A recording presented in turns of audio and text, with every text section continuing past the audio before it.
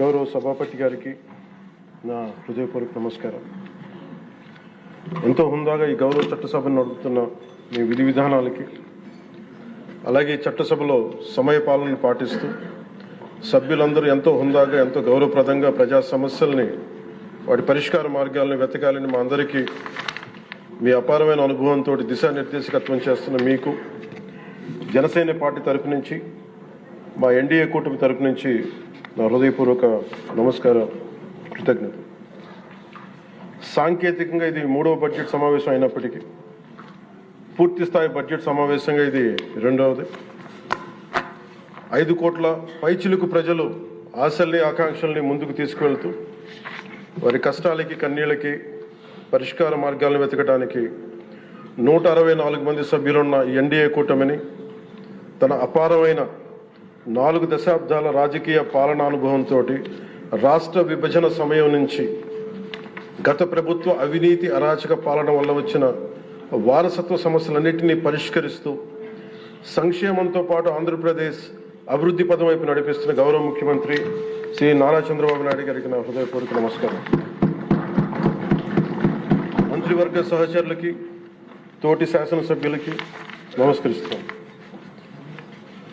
ఇంకో 3 నెలల్లో 2 సంవత్సరాల పాలనని పూర్తి చేసుకోబోతున్న ఎన్డీఏ ప్రభుత్వం చాలా కాల పరీక్షలను తట్టుకొని, ఒక అరాచక పాలన ఎదుర్కొని ఎన్నికల సమరంలో విజేతగా నిలబడింది. మనల్ని గెలిపించి ఈ నేలకి సేవ చేసుకున్న భాగ్యం కలిగించినందుకు 5 కోట్ల రాష్ట్ర ప్రజలకు కృతజ్ఞత చేతులెత్తి నమస్కరిస్తున్నాను. రాష్ట్ర ప్రజలకి అండగా నిలబడుతున్న టీడీపీ, బీజేపీ, జనసేన పార్టీల నాయకులకి, కార్యకర్తలకు కూడా నా నమస్కరిస్తున్నాను. నీలో సాహసం ఉంటే దేశం అంధకారంలో ఉంటుందా అని కవి శేషేంద్ర గారు రాసిన వాక్యానికి నిలువెత్తు ప్రతిరూపం భారతదేశ గౌరవ ప్రధానమంత్రి శ్రీ నరేంద్ర మోదీ గారు. వారు అందిస్తున్న సహకారానికి ఎన్డీఏ కూటమి తరఫున, ఆంధ్రప్రదేశ్ రాష్ట్ర ప్రజల తరఫున నా హృదయపూర్వక ధన్యవాదాలు తెలియజేస్తాను. ఆంధ్రప్రదేశ్ రాష్ట్ర ప్రథమ పౌరులు, రాజ్యాంగ సంరక్షకులు, రాజ్యాధినేత justice, former supreme court justice S Abdul Nazeer garu చేసిన బడ్జెట్ ప్రసంగం చాలా ప్రేరణ ఇచ్చింది. ఆంధ్ర రాష్ట్ర భవిష్యత్తుకు బలమైన పునాదులు వేస్తుంది. వికసిత్ భారత్లో భాగంగా వికసిత్ ఆంధ్రప్రదేశ్ లక్ష్యంగా సాగింది. రాజ్యపాలకులు, గౌరవ రాజ్యపాలకులు శ్రీ అబ్దుల్ నజీర్ గారు బడ్జెట్ ప్రసంగం వింటున్నంతసేపు ఆద్యంతం భారతరత్న శ్రీ అటల్ బిహారీ వాజ్పేయి గారు మాటలే నా మనసులో మెదిలినాయి.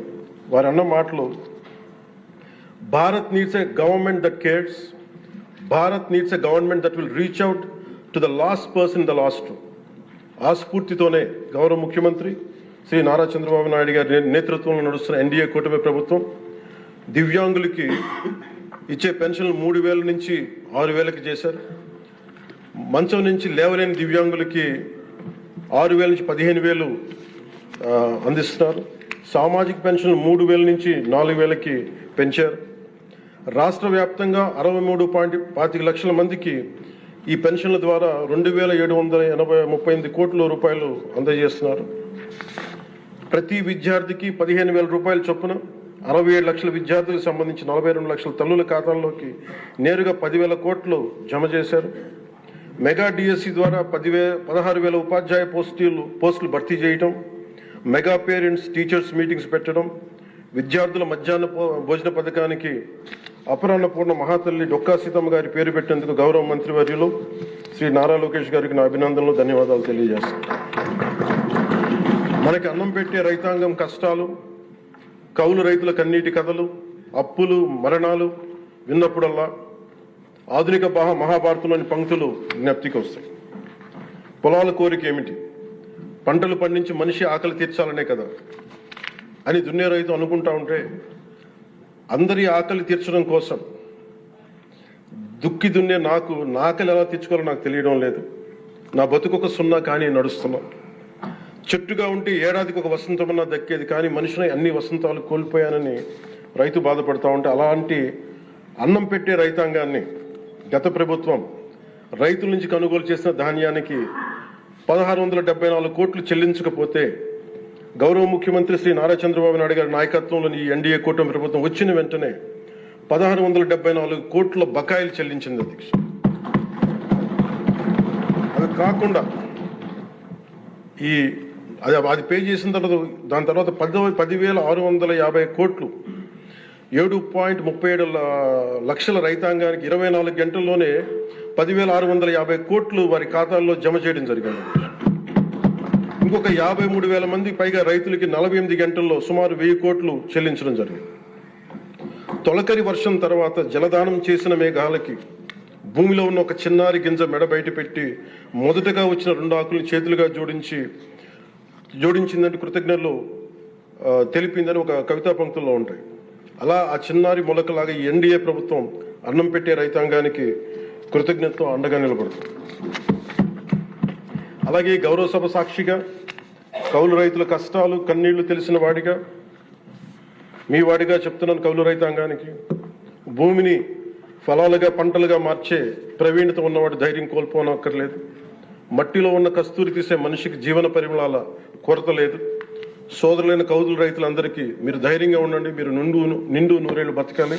మీకోసం ఈ ప్రభుత్వం నిరంతరం పనిచేస్తుందని తెలియజేసుకుంటున్నాను అధ్యక్ష. ఉమ్మడి ఆంధ్రప్రదేశ్ మాజీ ప్రభుత్వ ఉద్యోగి కొడుకుగా ప్రభుత్వ ఉద్యోగులు వారి నిరాశ నిస్పృహలు నేను అర్థం చేసుకోగలను. వారి ప్రతిభకి అనుభవానికి సమర్థతకి గుర్తింపు రానప్పుడు ఏమనుకుంటానని కవితా పంక్తులు తెలియజేస్తున్న అధ్యక్ష. ఈ దేశం నా ప్రతిభకు ఒక సమాధి, ఎంత దూరం నడిచినా ఎప్పుడు దూరం అంతే. అందుకే పంచాయతీరాజ్ శాఖ బాధ్యతలు తీసుకోగానే, రూరల్ వాటర్ సప్లై బాధ్యతలు తీసుకోగానే 10,000 మందికి పైగా ఏకకాలంలో ఈ ఎన్డీఏ ప్రభుత్వం నారా చంద్రబాబు నాయుడు గారి నాయకత్వంలో ప్రమోషన్ ఇచ్చాం అధ్యక్ష.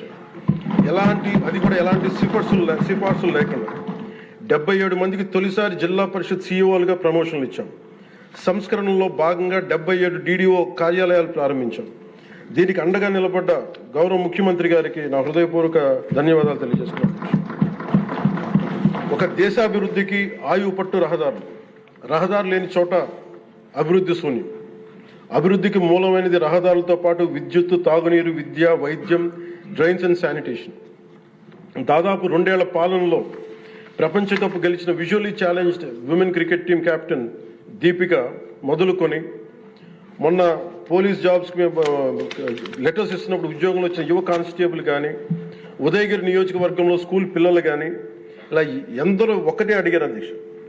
మాకు కనీసం నడవడానికి, మా స్కూల్కి వెళ్ళడానికి, మా ఊర్లు వెళ్ళడానికి, మాకు రిలేటెడ్ ఊర్లు వెళ్ళడానికి రోడ్లు వేయండి అని నిండు గర్భిణీలు కూడా ప్రాణాలు అరచేతులు పట్టుకుని కొండలు గుట్టలు దాటుకునే పరిస్థితుల్లో జాతీయ ఉపాధి హామీ పథకం కింద PM జన్మన్ రాష్ట్ర ప్రభుత్వ నిధులతోటి అడవి తల్లి బాట పేరిట 625 గిరిజన గ్రామాలను అనుసంధానిస్తూ 1,005 కోట్లతోటి 1,069 కిలోమీటర్ల రహదారుల నిర్మాణం చేపట్టాం.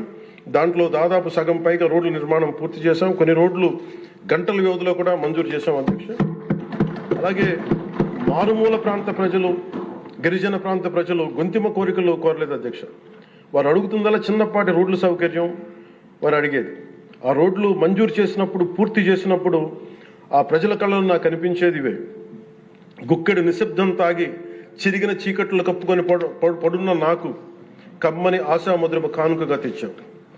స్వాతంత్రం వచ్చి 7 దశాబ్దాలు దాటిన విద్యుత్ వెలుగులు లేని 17 కుటుంబాలు చెంది ఒక మారుమూలన గిరిజన గ్రామానికి ₹1,00,00,000 పైగా వెచ్చించి 17 కుటుంబాలున్న గ్రామానికి 9.6 కిలోమీటర్ల మేర 200 పైగా విద్యుత్ స్తంభాలను పాతి ట్రెడిషనల్ పవర్తో పాటు PM జన్మన్ పథకం కింద సోలార్, విండ్ ఎనర్జీతో పాటు హైబ్రిడ్ విద్యుత్ వ్యవస్థని ఏర్పాటు చేశాం అధ్యక్ష.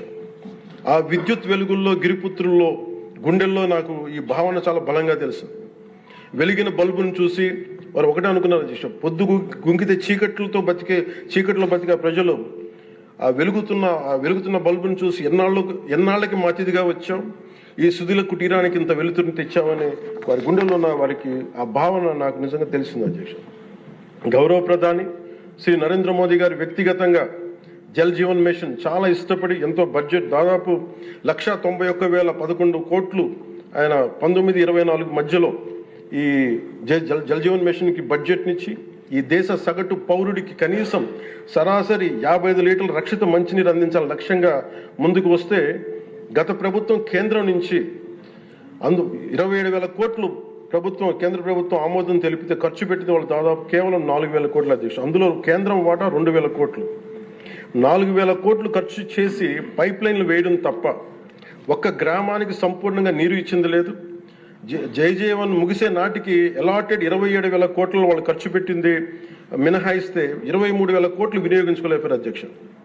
అలాగే అది ఎక్స్పైర్ అయిపోయిన తర్వాత కూటమి ప్రభుత్వం నారా చంద్రబాబు నాయుడు గారి నాయకత్వంలో అధికారంలోకి వచ్చిన తర్వాత ముఖ్యమంత్రి గారు కూటమి నేతలందరూ కలిసి కేంద్ర నాయకత్వాన్ని అడిగి ఇంకొక పొడించుకోగలిగాం.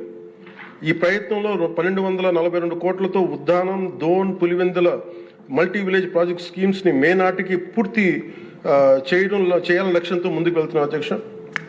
అలాగే ఈ కొత్త సంవత్సరంలో కూడా కొత్తగా ఇంకొక 5 జిల్లాలు ఈ ఎక్స్టెండెడ్ పీరియడ్లో కొత్తగా 5 జిల్లాల పరిధిలో 7,910 కోట్లతోటి వచ్చే 2 ఏళ్లలో పూర్తి చేయాలని లక్ష్యంగా పెట్టుకున్నాం అధ్యక్ష. చిత్తూరు, ప్రకాశం, పల్నాడు, ఉభయ గోదావరి జిల్లాలో చేపట్టిన పనులు పూర్తయితే వచ్చే 30 ఏళ్లలో 1,21,00,000 ప్రజల రక్షిత మంచినీటి అవసరాలను తీరుస్తుంది.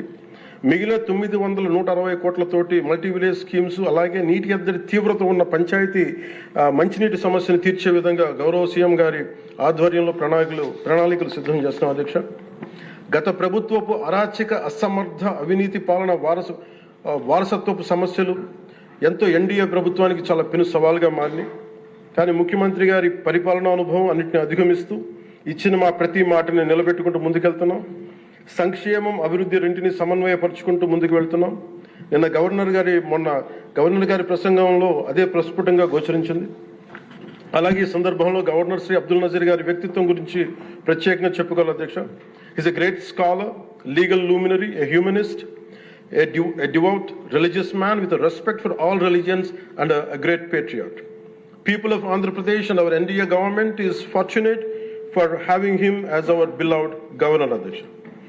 అలాంటి ఉన్నతమైన వ్యక్తి ముందు ఆ 11 మంది సభ్యులు వారి ప్రసంగ సమయంలో వెల్లోకి వచ్చి రభస చేసిన విధానం చూస్తే నాకు ఒకటే అనిపించింది అధ్యక్ష, హనుమంతుడి ముందు కుప్పి గంతులు వేయడం ఏంటి అని. అలాగే 151 నుంచి 11 సభ్యులకి పడ్డ వారిని చూసి మనం అందరం కూడా నేర్చుకోవాల్సింది, గుర్తుపెట్టుకోవాల్సింది అది భారతరత్న వాజ్పేయి గారి మాటల్లో, democracy రెsts on one belief, and that is when leaders cannot solve the problems, the people will.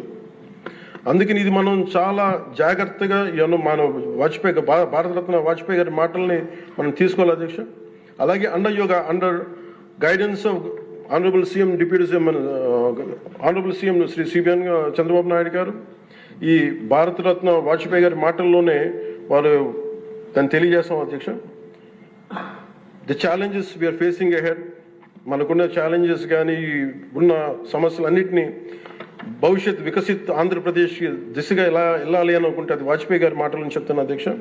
It's no problem we cannot tackle, no challenge we cannot face, no opportunity we cannot seize. Jai Hind and Jai Bharat.